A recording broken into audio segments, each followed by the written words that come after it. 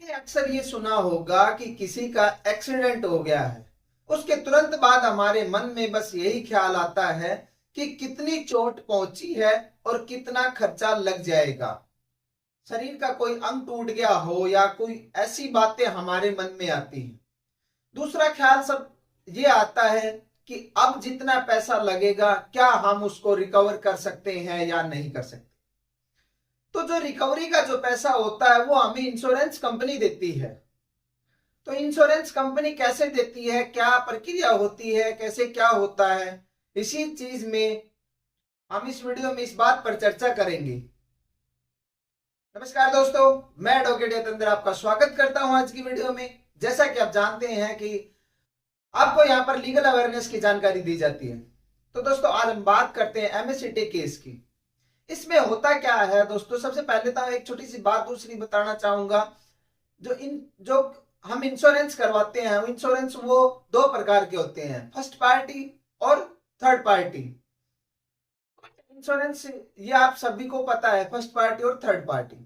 तो दोस्तों हम बात करते हैं, अगर मान लो कि हम किसी अपनी गाड़ी में या बाइक पे, स्कूटर पे, बाइक पे हम अपने व्हीकल पर कहीं जा रहे हैं और जाते जाते ही अचानक से कोई पत्थर आ गया, कोई पेड़ आ गया या कोई ऐसी चीज आ गई, अचानक से आ गई और हम उसके साथ टकरा जाते हैं और एक्सीडेंट हो जाता है। तो ऐसे में हम क्लेम कर सकते हैं, इंश्योरेंस कंपनी हमें क्लेम देती है। दूसरी बात, अगर हम अपनी कार से जा रहे हैं और सामने वाले की भी कोई कार है या हम अपनी बाइक, स्कूटर किसी पर भी जा रहे हैं और सामने वाला जो पार्टी होती है उसकी भी कोई वही व्हीकल है जो हमारा व्हीकल है, दुपहिया वाहन, या उसका भी चार पहिया वाहन या हमारा भी दुपहिया वाहन, तो उसी तरीके से हम क्लेम कर सकते हैं। क्लेम हम कैसे कर सकते हैं? अगर मान लीजिए हमने फर्स्ट पार्टी करवाया हुआ है, अपना इंश्योरेंस करवाया हुआ है, तो उसमें हम अपना क्लेम अपनी इंश्योरेंस कंपनी से भी ले सकते हैं। दूसरा, हम सामने वाली पार्टी से भी हम क्लेम कर सकते हैं। अगर मैंने थोड़ी देर पहले कहा था कि थर्ड पार्टी इंश्योरेंस होता है, थर्ड पार्टी इंश्योरेंस क्या होता है? अगर मान लीजिए आपका व्हीकल किसी दूसरे व्हीकल के साथ टकरा जाता है और आपका थर्ड पार्टी इंश्योरेंस है, तो जो सामने वाली पार्टी है वो आप क्लेम कर सकती है। थर्ड पार्टी इंश्योरेंस होता है वो ये होता है। अब ये तो इंश्योरेंस की बात होगी। अब हम बात करते हैं, जैसे कि मान लो कि अगर आपकी कार में आपके अलावा आप ड्राइविंग ड्राइविंग कर रहे हो और आपके अलावा दो तीन सवारियां और भी बैठी हुई हैं, तो हम उनको भी क्लेम करवाने के लिए बोल सकते हैं, हम उनसे उनका भी क्लेम कर सकते हैं इंश्योरेंस कंपनी से। अगर हमें उनका अपने इंश्योरेंस कंपनी में उनको नाम डाल रखा है तो हम उनके लिए भी अप्लाई कर सकते हैं और इंश्योरेंस कंपनी उनके लिए भी क्लेम देती है।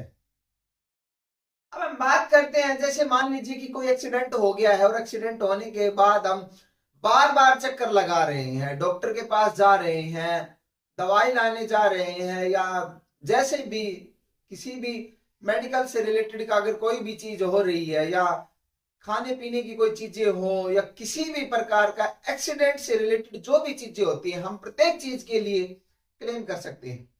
अगर आप बार बार दवाई लेने जा रहे हो तो आप कोशिश कीजिए किसी ऐसे व्हीकल में जाइए जो आपको बिल प्रोवाइड कर दे, या आपके पास कोई भी टैक्सी स्टैंड होता है या कोई ट्रैवल एजेंसी होती है, आप उनसे आप बिल ले सकते हैं या उनकी गाड़ी की सर्विस लेकर उनसे बिल भी मिल जाता है और आप बिल ले सकते हैं और वो बिल आप अपनी फाइल में लगा सकते हैं और आपको वहां से क्लेम मिल जाता है।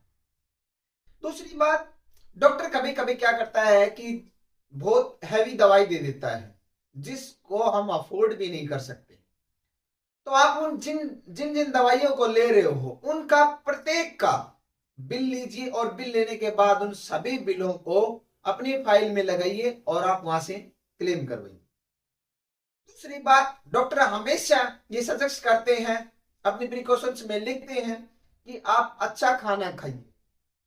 कोई स्पेशल चीज बताते हैं कि ये फ्रूट खाइए या इस प्रकार की ये चीज खानी है, कोई कभी कभी क्या होता है कि कोई नॉनवेज चीज बता देते हैं, कभी कोई अंडा बता दिया देसी, या मतलब जैसा भी मार्केट में मिलता है, डॉक्टर को लगता है कि ये अंडा खाने से उसकी रिकवरी जल्दी हो जाएगी, तो वो उस प्रकार की प्रिकॉशंस दे देता है और पेशेंट को वो चीज करनी पड़ती है। तो आप कोशिश कीजिए कि जहां से भी जो भी चीज ले रहे हो उन सब के बिल लीजिए। अब ये जरूरी नहीं है कि अगर आप जो बिल ले रहे हो उसमें उसका जीएसटी नंबर होना ही जरूरी है। आप वहां से अगर नॉर्मल बिल भी ले रहे हो तो वो भी एक्सेप्टेबल होते हैं कोर्ट में, तो वो बिल भी आपके चल जाएंगे, उसमें भी कोई दिक्कत नहीं आएगी। अब हम बात करते हैं, अगर मान के चलिए अगर आपका एक्सीडेंट हो गया है और आप सर्विसमैन है, या कोई आपका बिजनेस चल रहा है, या कोई आप प्राइवेट सेक्टर में जॉब कर रहे हैं या गवर्नमेंट सेक्टर में जॉब कर रहे हैं, तो आप वो चीजें भी लगा सकते हैं। आप अपनी सैलरी स्टेटमेंट दीजिए कि सर मेरे को इतना लॉस हो गया है, लॉस ऑफ इनकम दिखा के ना आप क्लेम करवा सकते हैं। अगर मान लीजिए आप गवर्नमेंट जॉब में हो तो आप अपनी सैलरी स्टेटमेंट दीजिए। सैलरी स्टेटमेंट लगाने के बाद ये हो जाएगा कि मैं इतनी सैलरी एक महीने की यहां से अर्न करता हूं और अब मुझे उसका नुकसान हुआ है, तो उसकी भी भरपाई कोर्ट करवाता है। दूसरी बात, अगर आप प्राइवेट जॉब में हो, अगर प्राइवेट जॉब में हो तो आप उसकी भी सैलरी स्टेटमेंट दीजिए। या मान के चलिए आपका कोई बिजनेस है, आप कोई स्टूडेंट हो, या जैसे भी जिस भी तरीके का आपका अर्निंग सोर्स है उनका हर एक चीज का ब्यौरा दीजिए। अगर मान के चलिए हम छोटा सा एग्जांपल लेकर चलते हैं, अगर आप कोई स्टूडेंट हो और कहीं बाइक से जा रहे थे, एक्सीडेंट हो गया, और आप शाम के टाइम पर घर आकर आप कुछ बच्चों को ट्यूशन के जरिए आप उनको पढ़ाते हो और वहां से आपका अर्निंग सोर्स बनता है, तो अब जितने भी बच्चे आपके पास आते हैं उनके सब के आधार कार्ड लेकर उनका एफिडेविट बनवा लीजिए। और एफिडेविट बनवाने के बाद अगर उनकी फीस आपको बाय अकाउंट आती है तो अकाउंट की स्टेटमेंट दीजिए, या फिर आप अगर एफिडेविट से भी दोगे तो भी वो एक्सेप्टेबल होता है कि सर मेरे को इतना नुकसान हुआ है इस चीज में और इतने दिन तक मैंने ये बेड रेस्ट किया है और मेरा इतना नुकसान हुआ है, तो कोर्ट उन चीजों को भी एक्सेप्ट करती है। अगर मान लीजिए अगर आपने कोई लोन ले रखा है और एक्सीडेंट के कारण आप लोन पे नहीं कर पाए हो और उसकी पेनल्टी लग जाती है, तो कोर्ट उस चीज को भी कंसिडर करती है।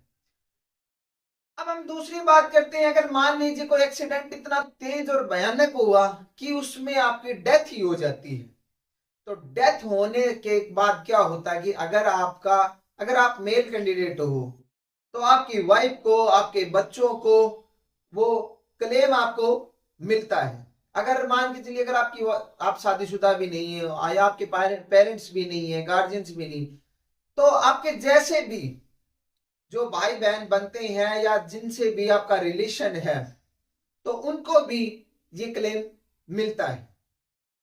तो इसी प्रकार से ये पूरी प्रक्रिया थी कि हम किस प्रकार से कैसे कैसे हम आगे एक्सीडेंट केस में हम क्लेम करवा सकते हैं। तो दोस्तों दूसरी बात और है कि कई बार क्या होता है कि कोर्ट हमें जब क्लेम करवाते हैं तो वो एफडी के रूप में हमें पैसा दे देती है। तो अब एफडी के रूप में अगर हमने पैसा ले लिया और हमें पैसे की जरूरत आज है तो हम उसको विड्रॉल कैसे करवाएं। तो दोस्तों विड्रॉल करवाने के लिए आप ये चीज बताइए कि सर मैंने इनसे ये पैसा उधार लिया था, उधार लेने के बाद अब मैं उनको पैसा कहां से चुकाऊं, तो आप इनको विड्रॉ जो भी एफडी आपने मुझे प्रोवाइड की है उसको जल्दी से जल्दी मैच्योर करवाइए और उसका पैसा मुझे विड्रॉल करवाइए। तो कोर्ट उस चीज को कंसिडर कर लेती है और एफडी को भी तुड़वा कर और आपको जल्दी से जल्दी पैसा मिल जाता है। तो दोस्तों ये सारी चीजें होती हैं, बस थोड़ी सी जागरूकता हमें होनी चाहिए और हम हर चीज का पैसा, हम जो भी नुकसान हुआ है हमारा उस एक्सीडेंट के जरिए या एक्सीडेंट के दौरान जो भी नुकसान हुआ है हम उस चीज की भरपाई कर सकते हैं। तो दोस्तों ये सारी प्रक्रिया थी जो कि मैंने आपको बताई। अगर मेरे द्वारा जानकारी जो दी गई है अगर आपको अच्छी लगी हो तो लाइक करना और अपने सगे संबंधी भाईचारे में दोस्तों को सबके साथ शेयर करना। हमारे द्वारा ये छोटी छोटी जानकारियां दी जाती है और कहीं ना कहीं आपको ये भविष्य में जरूर काम आएंगी, क्योंकि ये दुर्घटना है, ये कभी भी हो सकती है और किसी के साथ भी हो सकती है। तो कोई भी इन चीजों को क्लेम करने के लिए सक्षम है। और जो हमारे स्क्रीन पर ये नंबर चल रहे हैं, आप इस पर कॉल करके ना, व्हाट्सएप करके ना, और अधिक जानकारी ले सकते हैं। तो दोस्तों हम मिलते हैं नेक्स्ट वीडियो में, तब तक के लिए बाय, टेक केयर।